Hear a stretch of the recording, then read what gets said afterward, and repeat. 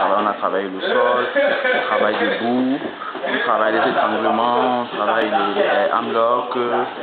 Voilà un peu comment ça se déroule dans une bonne ambiance. On a commencé très tôt le matin aussi là.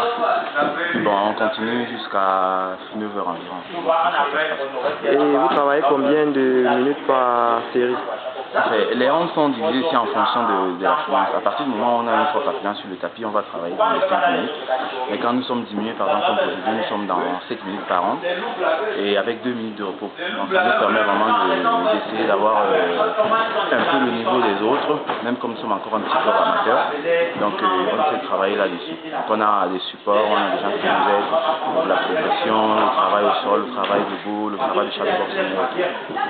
Donc ça veut dire que ici c'est un melting pot, alors il n'y a pas une discipline en particulier, tout le monde vient essayer d'apprendre le MMA, où il y a les judokas, lutteurs, karatékas. Comme vous l'avez dit, le MMA c'est les arts martiaux mixtes. Donc on vient de plusieurs horizons, pour les gars qui font le sanda, d'autres qui font le kung fu, il y a des judokas, il y a des karatékas, il y a des gars qui font du kickboxing.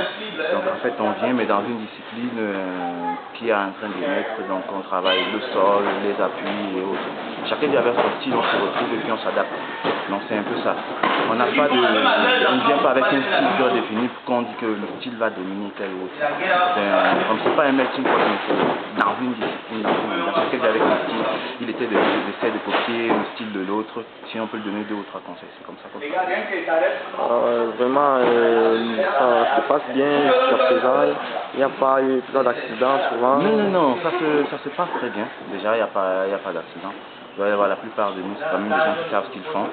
C'est des pros, on sait la limite de tout ça chacun, même quand on fait une clé de bras ou une clé de gorge, une clé du cou, on sait jusqu'où ça peut aller, on a juste le temps d'appuyer et il tape très vite.